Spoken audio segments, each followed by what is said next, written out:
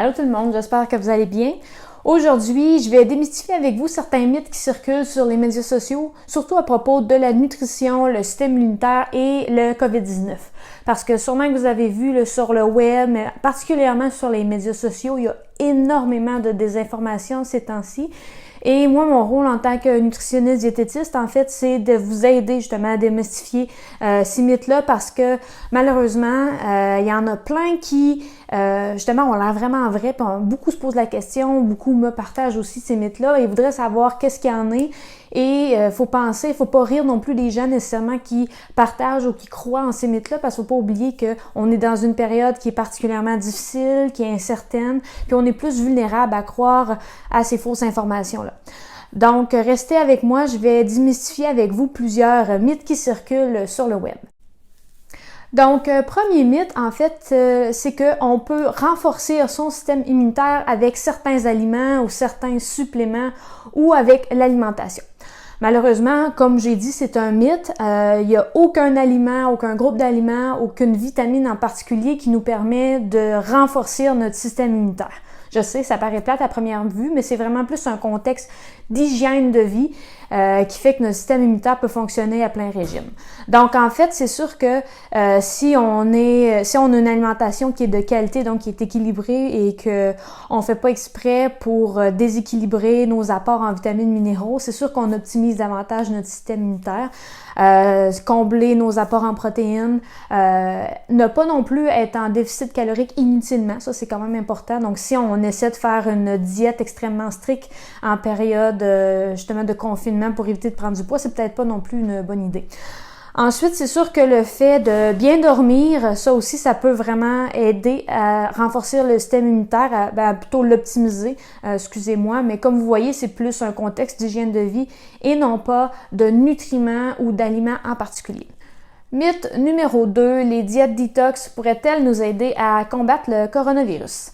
En fait, comme vous en doutez, c'est faux, carrément faux. En tout temps, les diètes detox nous aident pas à grand-chose. Donc, mis à part nous faire dépenser de l'argent sur des jus, du céleri ou d'autres produits qui sont juste diurétiques, ça fait pas grand-chose. Donc, comme vous le savez, on a un foie, on a des reins qui aident notre corps justement à gérer ses déchets par lui-même. On n'a pas besoin d'aucun produit pour détoxifier ou pour nous purifier de n'importe quoi. Donc ça, c'est totalement faux. Puis il faut pas entrer justement dans ces gamiques-là parce que c'est juste souvent une question de marketing et d'argent. Donc je le répète, il n'y a pas de détox, il n'y a pas de produits de santé naturels qui peuvent vous aider à vous détoxifier du virus, du coronavirus. Le troisième mythe, en fait, c'est à propos des fruits et légumes congelés. Est-ce qu'ils seraient moins nutritifs que les fruits et légumes frais? En fait, c'est faux. Donc, je sais que là, on va beaucoup moins à l'épicerie justement ces temps-ci. Puis, il y a justement certaines personnes qui craignent de consommer des fruits et légumes en conserve ou congelés, par exemple, parce que ils craignent qu'ils soient moins nutritifs, moins riches en nutriments. Eh bien, en fait, je vous assure même que c'est parfois même le contraire, surtout à propos des fruits et légumes congelés, parce que souvent, ils sont congelés vraiment très proches dans le fond de la date qui ont été récoltés, ce qui fait en sorte qu'ils gardent beaucoup plus de nutriments comparativement à les légumes, donc les légumes qui proviennent entre autres des États-Unis ou du Mexique et qui sont exportés vers nous. Donc le délai de livraison fait en sorte que souvent la plupart d'entre eux vont perdre un petit peu de leur valeur nutritive.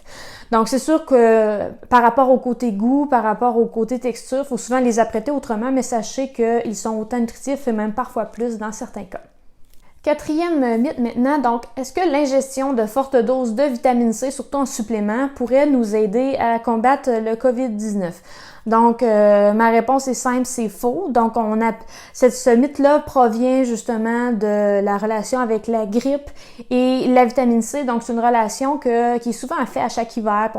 On porte à croire que la consommation de vitamine C pourrait aider à renforcer le système immunitaire, mais c'est tout à fait faux. Donc, même si vous prenez des fortes doses de vitamine C, vous allez l'excréter dans l'urine. Donc, les études s'entendent pour dire que justement, des fortes doses de cette vitamine vous aident pas non plus au système immunitaire justement à contrer les virus comme la COVID-19. Ensuite, il y a un autre mythe que j'ai vu passer aussi sur les réseaux sociaux, puis ça qui me fait sourire. Donc, le fait de consommer des boissons chaudes, de l'eau chaude, pourrait aider à tuer le virus du coronavirus. Encore là, même chose, c'est malheureusement faux parce que ça prend des températures au-delà de 60 degrés pour tuer le virus. Donc, le fait de boire des tisanes chaudes ou de s'exposer au soleil serait aucunement bénéfique et véridique. Dernier mythe, le fait de se gargariser la gorge avec des solutions vinaigrées ou des solutions salées pour tuer le virus au niveau de la gorge parce qu'il resterait renfermé à ce niveau-là pendant quelques jours. Encore là, c'est tout à fait faux. Commencez pas à vous gargariser inutilement. Il n'existe pas de lien prouvé avec ça. Donc voilà, ce sont les mythes que j'ai vus moi de mon côté sur les médias sociaux ces temps-ci. Si vous en avez que vous voulez faire vérifier, vous pouvez partager en commentaire, me l'envoyer sur Facebook ou dans les médias sociaux.